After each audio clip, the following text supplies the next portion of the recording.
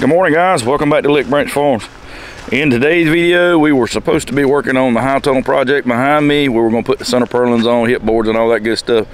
But unfortunately, I was unable to secure the material needed for the purlin, and I really can't work on anything else until I get that top rail part done, get it stable. So we're going to work on something else today, and I'm going to tell you what that is right after this.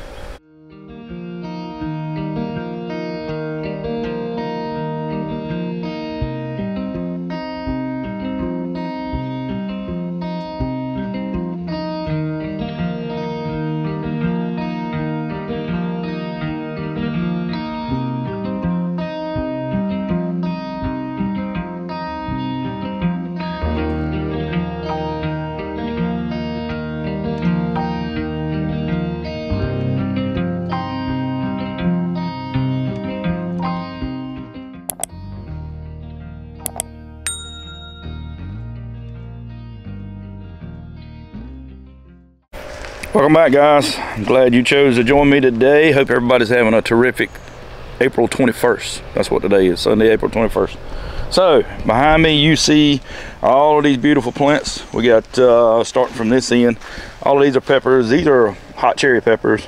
These are jalapenos, Vanguard bells. These are Vanguard bells. Black cherry tomatoes, and all these are sun gold tomatoes. These are Celebrity Plus, and these guys are getting huge. We actually up potted these maybe 4 weeks ago or so, and they've already got blooms on them, you can see. And they need to go outside. We got them to put out in the, what we're gonna call the earth garden, outside garden. And I've got a row over here next to the tunnel that we've been working on. You can see I had the tiller out here running, trying to, there's some rabbit tracks right there. Trying to go ahead and get this stuff terminated, because what we'll do is we'll go through and till all this up. We'll pull all the big stuff out that we can, and then we'll just layer everything with mulch and build new beds. And all that lettuce, we harvested most of it yesterday. We got all the onions out, all the kohlrabi's gone. We had actually 3 markets last week, so we went through that stuff pretty quick. This row here was Hakurei turnips, the white salad turnip, and this row too, but I've already replanted it with carrots. And what we're gonna do today is we're gonna clean this bed up here, get all the weeds out of it. And you know, we'll go through and we'll cultivate it just a little bit, and then I got some mulch in them 2 wheelbarrows down there. Well, I'll say these 2, yeah, them 2 wheelbarrows down there, that we will take that mulch and then we'll kind of freshen that bed up a little bit, and that's where we're going to plant those Celebrity tomatoes. They're going to be outside, they're going to be next to this tunnel, and they're going to be on drip irrigation. They'll be on the same system that these tomatoes will be on, because we don't overhead water tomatoes, not here, we don't.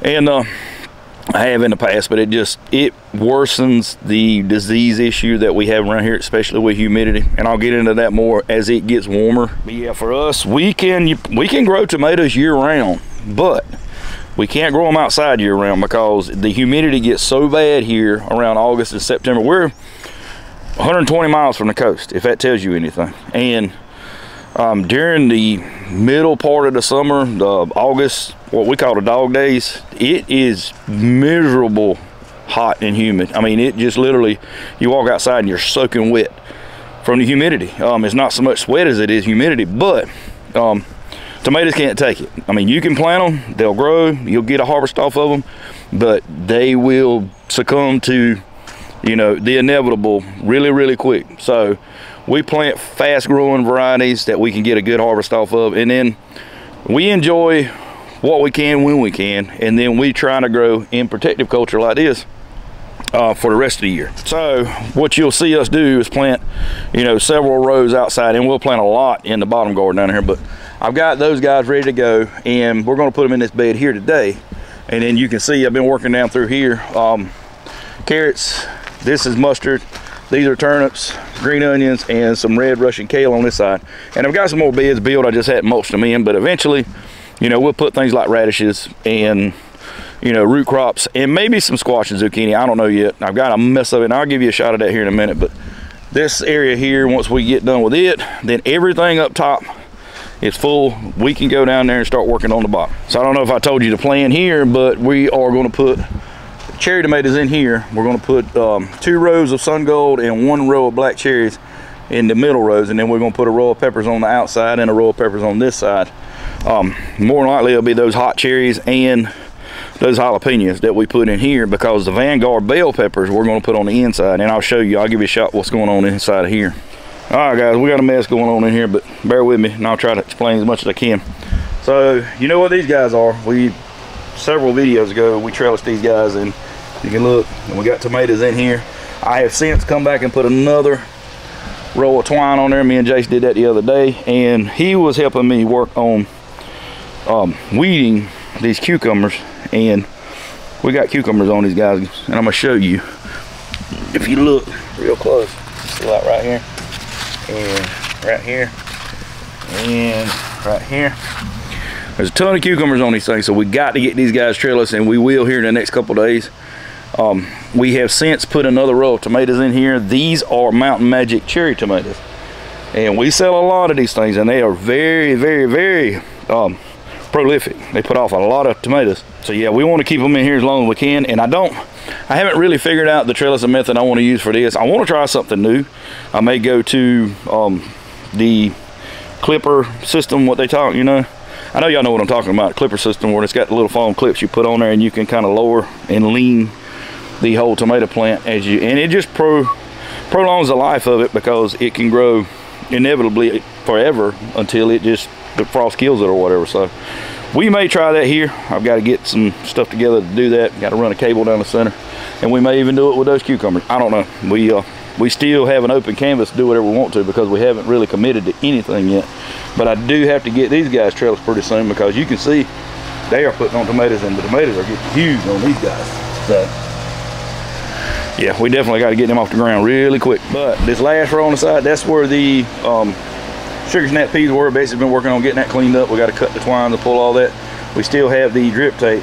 I'll fold it back, and we'll remulch that bed, and that's where we're going to put the bell peppers in here. Now, I grew Italian sweet peppers in here in the fall last year, and they did absolutely amazing. I mean, they really did great. I was surprised. But you can see all these guys here. Most of what you see is squash and cantaloupes and cucumbers and watermelons. And I've got a few fennel, tomatoes I still need to up pot, patty pan squash, cucumbers, and zucchini down on that end. So we got a lot of stuff that's ready to go outside, and I really feel like our fear of frost and super cold weather is gone. It was 55 degrees when we got up this morning. Wind's blowing a little bit, makes it feel colder than that. But all right, so the outside garden. All right, so this area here is full, and I told you, I think in the last video, that I had got some mulch from some people up the road, and I give you a shot of what was going on. Now, a week ago, y'all, look at this versus a week ago. This stuff right here is jamming. I mean, it is getting down with it, because it was a third of that size a week ago. And I want you to look at it. I'll be able to harvest on this lettuce here in 2 weeks. So that's, you know, great news. Beets they're rocking too. These guys here, we have been harvesting on one of these rows, and I'm thinking it's this one, and taking a little bit at a time, because, you know, for some reason our customers at market, like, you know, they will buy a big beet. They'll buy a beet, you know, size of a baseball, but they prefer a smaller golf ball, a little bit bigger than a golf ball size beet. And we have several different varieties out here, and if you ask me which one was which, I probably couldn't tell you. But what we have planted out here now is a Merlin, a Red Ace, but my go-to beet, preferably the one I love to plant the most, is either a Boro or Red Ace. Both of them do great for me. And there was another one that we were planting, I can't remember right off the top of my head, but I really didn't care for it too much. I couldn't get the germination down for it. But I had a subscriber ask about doing a beet video step by step, and I will do that in probably the next couple of weeks, because you can see everything's full here. But as we start pulling out plants, and I've got room over here, and I've even got room in the bottom, we will have to put more beets in, because we sell a lot of beets here. All right, so moving on. Onions. These are Sora radishes, Crunchy King radishes. All of this is daikons, and we pulled some yesterday, and this lavender purplish looking beet, man, this thing's beautiful. And basically tried all three of them. I think the purple one set her on fire, so she's like, But anyway, these rows are the carrots. We've been harvesting on them. They're just about done. And if you remember, I did a video when I sowed these guys. This is a little bit, this is close to the market size we like. We like to sell them like this. Our customers like to buy them like this. And you know, you're gonna say that's small, but that's the way they want them. They don't want huge long carrots. They want this size, maybe just a tick bigger. And you can see, you know, from my finger size, it's not a very big carrot, but looking at it, they're beautiful, and they are actually really sweet. They're really good. All right, so we're gonna get back to planting these outside Determinate tomatoes in this, and I'm gonna go ahead and be up front with you.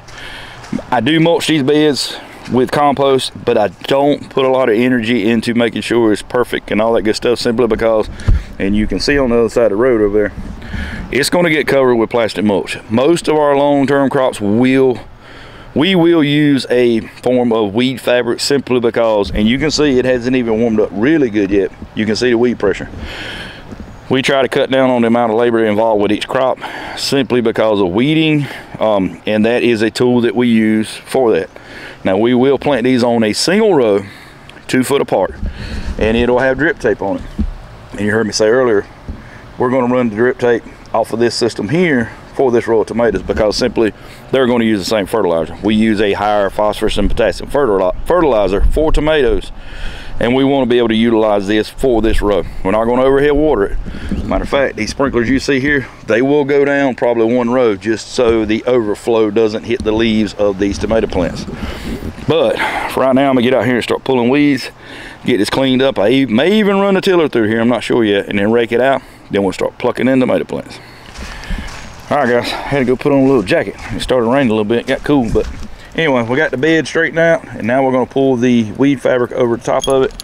And I've got these 60 penny nails. I bought a whole box of these things a few years back whenever I was doing a different method of trellising tomatoes, and I kept them, and they make great landscape stakes, or whatever you want to call them. You just walk by and push them through, and they hold it down pretty good. You just got to keep them close together, 6 feet or so.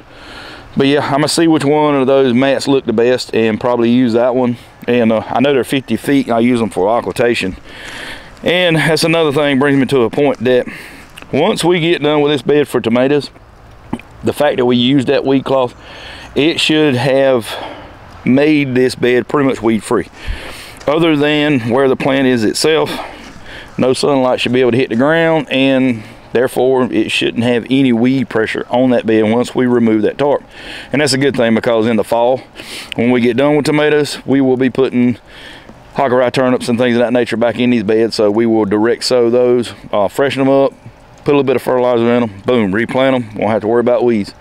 So I'm gonna get that mat, get it pulled over here, get everything situated, get it nailed down, and then we will pick this back up when I get ready to put the holes in. All right, guys, so I'm gonna show you the hole burning process, and I do enough of this to where I've got things kind of made already, jigs and things for a lot of different applications. You've seen me use them to plant onions and all that good stuff, but if you're gonna do this enough, go ahead and make you a jig and just make it easier on yourself, because anytime you can save time by doing something, you increase the amount of profit you're gonna make off of it.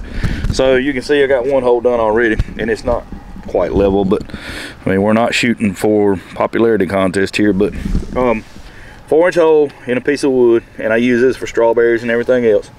And I got another one that's got 2 holes in it, but go ahead and, like I said, if you're going to be doing a lot of this, go ahead and spend the money and get you a good, you know, hand torch. That way it makes it so much easier. I mean, when you cut it, you got the possibility that things like this can happen. You see how that is? You don't want that, and especially around the plant, because it just makes it aggravating later on. But this here, whenever you go to buy one of these torches, make sure you get the one that will run when it's inverted like this. I see a lot of people use them, and they go to tilt them up and poof, they go out. They don't understand why. A lot of these are not designed to be inverted. It's turn upside down like this unit here is. So you can hold it like that and it still runs. A lot of those guys, when you do it, they won't run, they'll go out. But 40 bucks. I think I might have $55 tied up in this whole outfit, and it'll burn thousands of holes if you take care of it. So really, it's simple.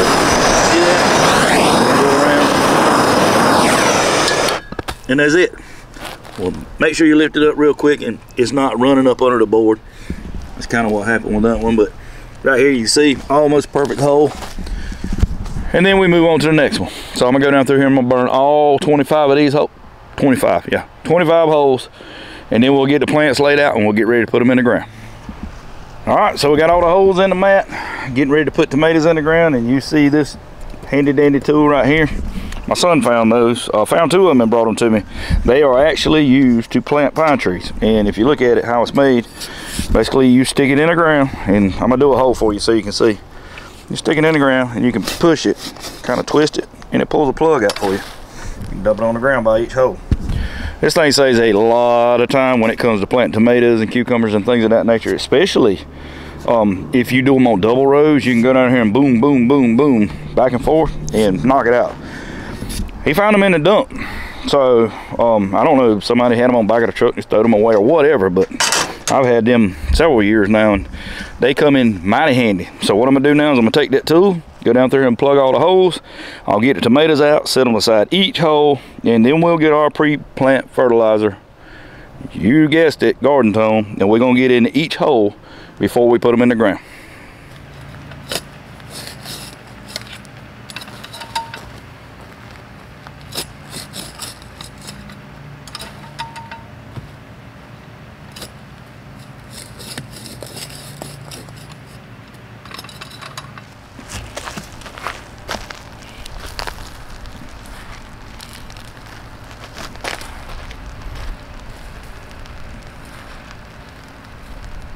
And I'm using the big end of this scoop. Y'all seen me use this before. This is an inch and a half. This is 1.5 tablespoons on this end. And these plants can take that. So we're gonna put that in the bottom of each one of these holes. And when we pull these plants out of the cup, I'll tell you why they can take that.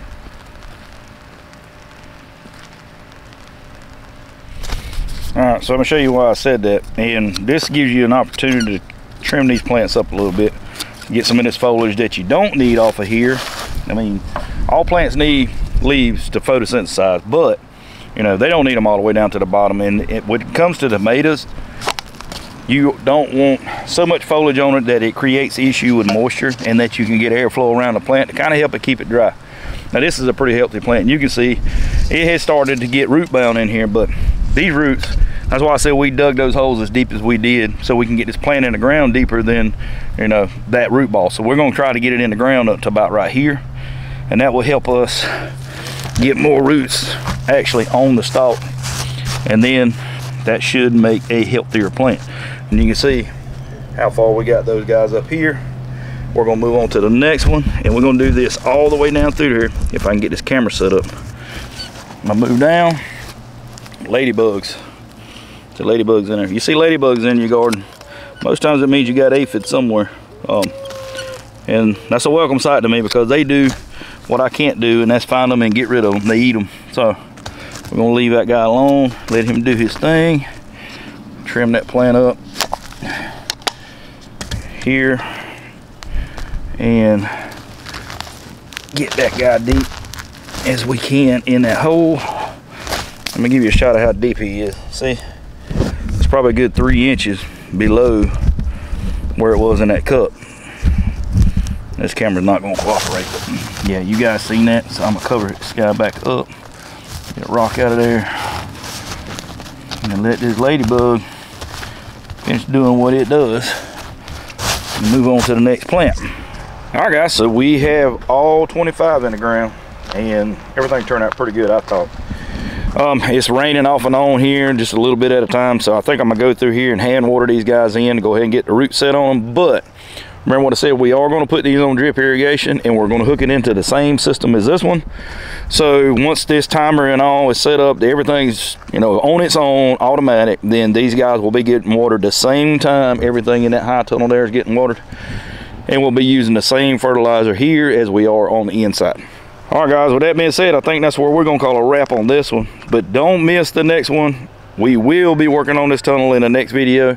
It was my fault. I waited too long to call him, and he was out of town on a fishing trip, and the guys he thought was around the shop wasn't. So I mean, it was just a miscommunication, but more on my part than anybody. I just waited too long to order it. I can get it. I'm going to pick it up Monday actually. So we will be working on this next week, provided it isn't a torrential downpour. We'll get in here and get this thing knocked out and get it ready to put the plastic on it. So guys, if you missed a video when we put these hoops up, got everything bent and all that good stuff, I'll put a link to it up here. And if you found anything in here entertaining, or you want to know more information about our farm, click the subscribe button over here in the right hand corner. As always, guys, we appreciate you stopping by. We thank you for watching, and we'll see you on the next one.